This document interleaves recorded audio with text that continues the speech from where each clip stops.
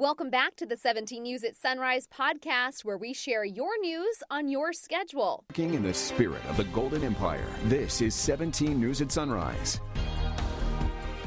Good morning. Right now at 5, Congress expected to issue an ultimatum to Vice President Mike Pence today. Remove the president from office or impeachment moves forward. How soon those articles could be voted on coming up.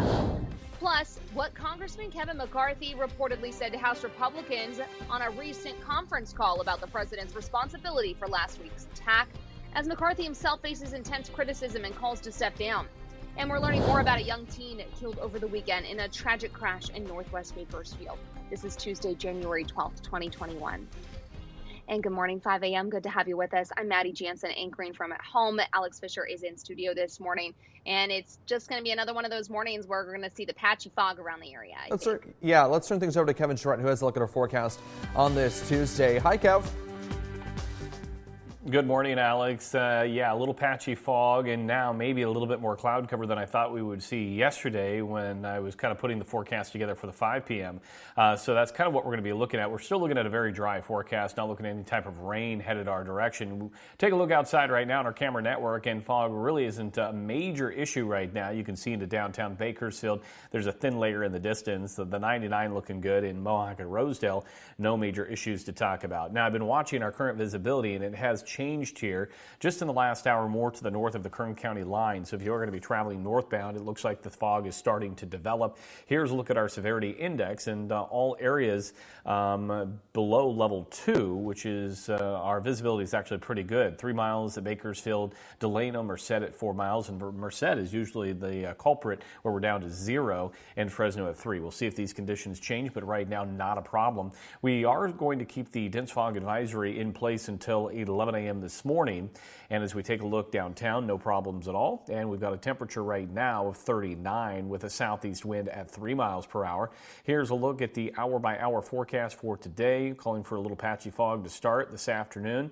We'll look for a mix of sun and clouds, and temperatures should top out near 65. Into the mountains, we're looking at temperatures this morning into the 30s as well.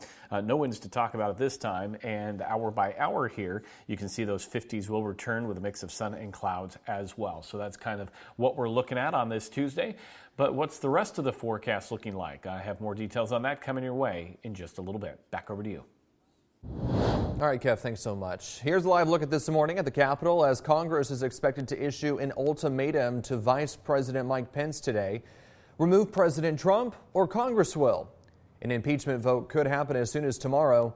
Tracy Potts has the latest in Washington, including security preparations for next week's inauguration. Alex, good morning. Good morning, everyone. This is not going to be the inauguration that we're used to seeing. Areas that are normally packed with people will be closed to the public. President Trump down at the border wall today, making his first public appearance since that incident as Congress takes its first step to remove him. Donald J. Trump incapable of executing. After one Republican blocked it. I object. Objection is heard. The House of Representatives plans a roll call vote today asking Vice President Pence and the cabinet to remove President Trump for inciting violence against the government. If Pence says no, which sources say he will, the next step is impeachment. As early as tomorrow, it would make President Trump the first president to be impeached twice. We have to stand up to this man who incited a violent riot at our nation's capital. I do not see how that unifies the country. Getting 17 Republican senators to convict the president is an uphill battle. They know the votes aren't there. You would think that they would do that. I think this is so ill-advised. Some Republicans say keeping it simple, just about the riot, not the election, might work. President Trump met for the first time with Pence since the Capitol attack. He's declared a federal emergency in D.C., allowing law enforcement to beef up inauguration security. There's already talk on social media of armed protests. Mass civil disturbance is something that we plan for. We have contingencies in place. Acting Homeland Security Secretary Chad Wolf resigned, and the FBI is warning law enforcement across the country to expect protests at every state capital. 2 Capitol police officers have been suspended, 10 or 15 others under investigation for their role in what happened last week. I'm Tracy Potts, 17 News. New this morning, Minority Leader and Bakersfield Congressman Kevin McCarthy told colleagues yesterday President Donald Trump bears some responsibility for Wednesday's riot at the Capitol. That's according to NBC News. The call was with House Republicans. Congressman McCarthy had not placed any blame for the deadly riot on the president prior to yesterday's call. McCarthy also did not rule out supporting a motion to censure Trump for his actions, according to the report. McCarthy still opposes impeaching the president, saying in a letter sent to GOP House colleagues yesterday that it would have the opposite effect of bringing our country together. This comes as some are assigning partial responsibility to McCarthy himself for the violent riots at the U.S. Capitol. One local chapter of an organization known as Indivisible is working to remove McCarthy from office. In one day, that organization raised almost $2,000 to campaign against his reelection.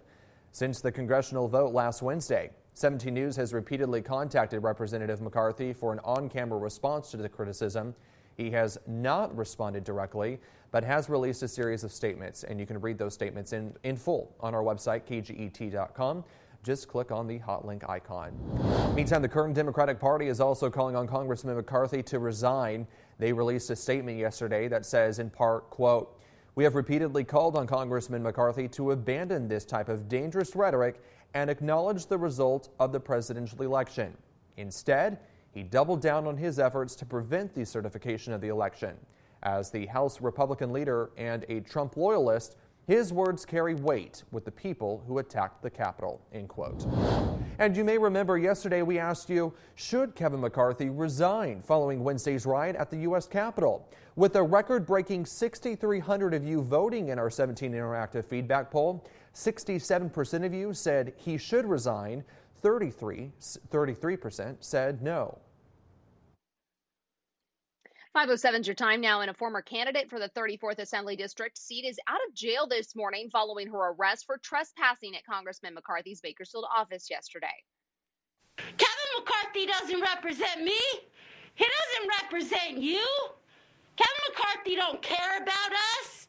And I know they called the cops, and I don't care. I ain't leaving. I'm not leaving. Not until he resigns. Democrat Julie Solis, who lost to incumbent Republican Vince Fong in November, live streamed the incident on her Facebook page. She was arrested at McCarthy's office on Empire Drive, booked on charges of trespassing and refusing to leave the property. Solis was at the office urging McCarthy to resign for voting against certifying the Electoral College votes for President-elect Joe Biden. She's due in court tomorrow. We reached out to McCarthy's office for comment on this incident as well, but so far we have not heard a response. And making news around town this morning, the family of a boy who died in a crash in Northwest Bakersfield Sunday is thanking the community for its prayers and support. 13-year-old Nicholas Peterson died when the motorcycle he was a passenger on was hit by an SUV. It happened at the intersection of Hegeman Road and Coffee Road around 1 o'clock Sunday afternoon. Police say a woman driving the SUV made a left turn in front of the motorcycle. The family says his stepfather is hospitalized and fighting for his life. The family was too upset to talk on camera, but grandmother Vicky did provide a statement at 17 News. It reads in part, "Nick was special, so smart and quick-witted. He was loving and kind. Our white-haired, handsome boy. His mischievous smile and contagious giggle will be what I remember most." Vicky says Nick turned 13 just last month. And yesterday marked 3 weeks since two young boys were reported missing from California City. 3-year-old Orson and 4-year-old Oren West were reported missing December 21st. It's been 22 days and no sign of them. Search parties were out again Saturday looking. The adoptive family of Oren and Orson West are offering a $30,000 reward in hopes of leading to information on the boys. Now more than $80,000 is being offered. Anyone with information can call the California City Police Department at 760-373-8606, or you can remain anonymous by calling the Secret Witness Hotline at 322-4040. And welcome back here at 519, making headlines around the nation this morning. Officials from the U.S. Fish and Wildlife Service say they're investigating an incident where a manatee had the word Trump scraped on its back. The manatee was discovered by a diver in Homosassa Springs on Sunday. The Fish and Wildlife Service says the manatee does not appear to be seriously injured, and the word looks like it was written in algae. Officials do not know if it was done by a supporter of President Trump. Federal officials said the manatee seen in the photograph is a subspecies of the West Indian manatee, which are protected under the Endangered Species Act and the Marine Mammal Protection Act. President Trump will visit the southern border wall in Texas today. This is video from last October of the wall in McAllen, Texas, very close to where the president will be this afternoon. The president, or the White House, says Mr. Trump will visit the area to mark completion of more than 400 miles of border wall. This is President Trump's last full week in office before President-elect Joe Biden is inaugurated January 20th. He's set to deliver remarks at the border site at 3 p.m. A Florida sheriff's corporal is struck and killed on one day before his scheduled retirement. Authorities in Hillsborough County say that Corporal Brian Levine died yesterday when a suspect fleeing deputies intentionally crashed into the driver's side of Levine's cruiser. Fellow deputies and local firefighters tried to free the corporal and tend to his injuries. Despite their efforts, though, he passed away.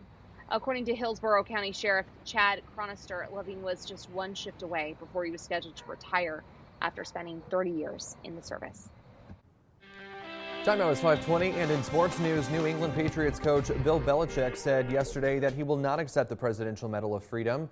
In his statement released yesterday, Bill Belichick said he was flattered to be offered the medal, the country's highest civilian honor, but said the tragic events of last week occurred and the decision has been made not to move forward with the award.